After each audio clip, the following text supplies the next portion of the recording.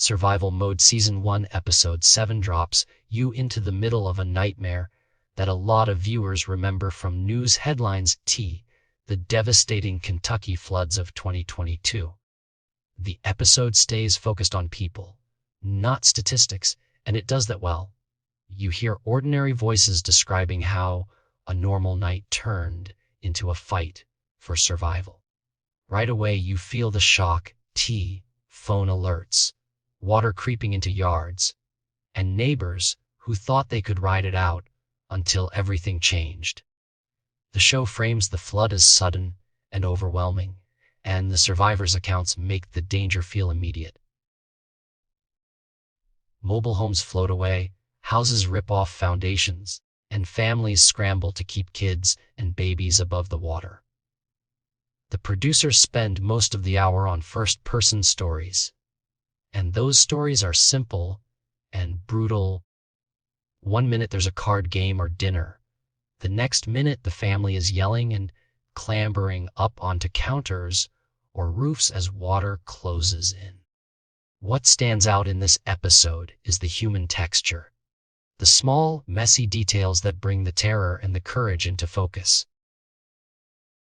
There are moments of raw panic. Someone screaming that they can't swim, a mother telling her child, "I love you," over a phone she thinks will die, kids shivering on rooftops while their parents try to keep them calm.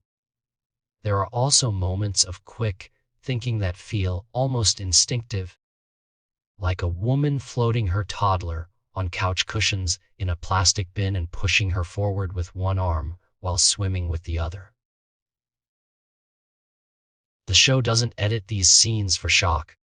It lets the speakers be vulnerable, breathless, and sometimes joking afterward when they can. That mix of fear and small humor makes their survival feel real rather than heroic in a movie way. These are people doing whatever it takes in the moment. The role of first responders and the National Guard is central to the episode, and the footage of helicopter hoists is both terrifying and oddly comforting. The program shows how aircrews had to plan their approach carefully because the landscape was littered with hazards. See invisible power wires, floating debris, and whole trailers bobbing in the current. Pilots and crew talk about the risk of rotor wash knocking people off precarious perches and the split-second nature of a hoist. You get the sense that these rescues depended on skill, coordination, and sometimes luck. The show highlights one heart-stopping rescue where a man clinging to a tree looked like he'd drown at any moment until a helicopter came in and plucked him out. Hearing the crew say they thought he might not make it, and then seeing him collapse in the aircraft from hypothermia, underscores how close these rescues were to tragedy. Episode 7 also points a lens at how communities respond when official help is delayed.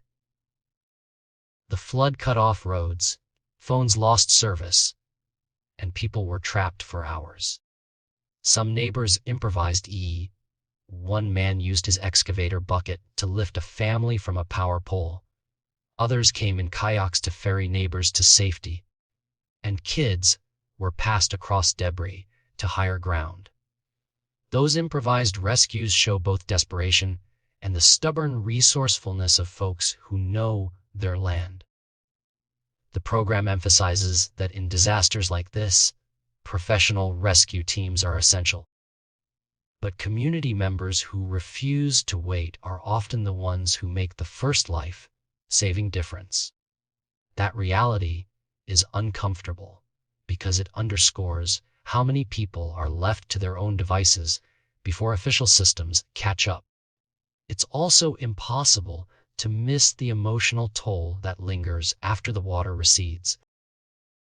The episode follows survivors through the immediate aftermath, the return to a yard full of mud and ruined furniture, the slow recognition that a home is destroyed, and the hollow ache of telling children that their room, their toys, and the place they felt safe are gone. One interview shows a woman waking up, walking to her front door, and seeing her daughter alive after a goodbye phone call. The relief is almost cinematic, and the camera keeps the moment quiet and unadorned. Loss here is framed as cumulative, not only material. People lost memories stored in a house, family photographs, and the mental sense of home. That kind of loss doesn't have a clean recovery timeline. And the episode stresses that rebuilding is as much about replacing trust and security as it is about pouring a new foundation. Another important theme the show covers is the unpredictability of the flood and how weather forecasts failed to capture its scale for many residents. Several speakers say they expected a few inches of rain and were stunned when some places received a foot or more, and the program uses that to highlight how climate extremes can outpace traditional planning. The phrase, "thousand-year flood," is used in the episode to convey how rare the event seemed, but the commentary also carries warning: what used to be once in a century can become more frequent, and communities need to reckon with that reality. The show doesn't turn this into a lecture, but it drops enough observations from meteorologists, local officials, and residents that viewers understand how unprepared infrastructure and fragile supply lines made a bad day much worse. Survivor stories in episode 7 also show varied coping strategies and cultural strength. In eastern Kentucky, people describe a deep sense of place and a tight community ethic. Once strangers are known, they're friends for life. That cultural detail matters because it's not just sentimental, it's functional. People who would normally share food, tools, and machinery did so without ceremony during the crisis.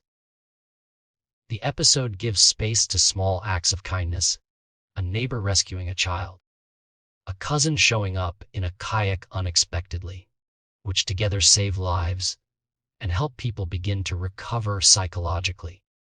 The show pushes back on the stereotype that rural communities are isolated and instead frames them as networks of mutual aid that step into the breach when formal systems bog down. The episode doesn't shy away from the darker reality: death and long-term trauma. It reports that roughly 50 people in the region died, and thousands of homes were destroyed. Those numbers anchor the personal accounts and make clear that for many families, the flood is not something they will get over. You hear survivors describe nightmares, trouble sleeping, and the crushing work of insurance claims or the lack of help available. The program is careful to let those voices be heard without sensationalizing the deaths. People speak in quiet terms about missing loved ones and the odd, liminal experience of finding family members alive in debris piles. That restraint helps the series avoid exploitative drama and keeps the focus on the human consequences of a large-scale natural disaster. Rescue logistics also get explained in plain language. The episode walks viewers through why helicopters were necessary, what kinds of hoists were used, and how responders prioritized calls. You learn that aircraft crews sometimes had to wait for clearer lines of sight or shift to different teams if the terrain proved too dangerous. Ground teams faced blocked roads, and at times the National Guard had to coordinate with local volunteer boats to reach rooftops. Those details make the rescues feel less like miracles and more like complicated operations with real constraints. When a pilot talks about checking for nearly invisible wires across ridgelines, it humanizes the danger and the skill required. The ending of episode 7 shifts the tone toward recovery and the small, steady steps people take afterward. It shows survivors beginning to clean up, community centers organizing donations, and National Guard teams making dozens of hoists in a single day. The final scenes stress resilience. You see a woman journaling more than before the flood, a family focused on rebuilding a new home for their kids, and people talking about valuing relationships over possessions. Those closing moments are about meaning, making tea. When everything physical is washed away, people double down on what they say matters.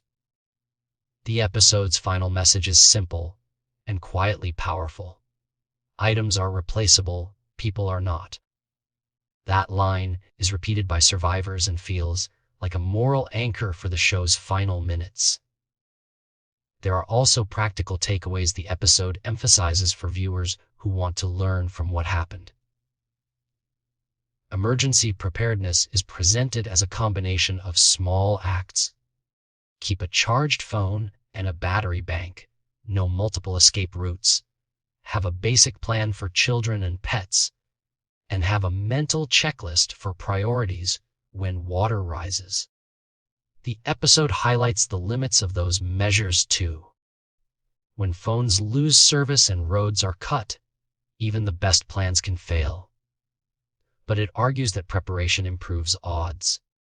It also suggests a level of community planning, better flood forecasting, stronger evacuation routes, and clearer communication channels between local officials and residents.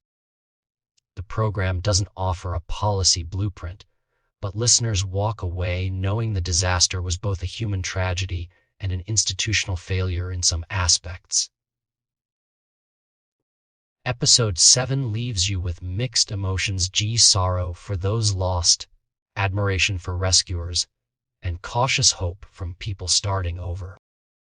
The camera lingers on survivors who are both raw and defiant. They cry and then talk about the next step. The documentary doesn't pretend recovery is swift or simple, but it makes a compelling case that people's capacity to help each other and to survive unexpected disaster is what ultimately matters. The closing moments, families reunited, first steps toward new homes, community volunteers lining up to aid, are not neat victories, but they are honest ones. The episode ends with a call to value relationships and a reminder that preparedness, community, and quick professional response all save lives when the worst happens.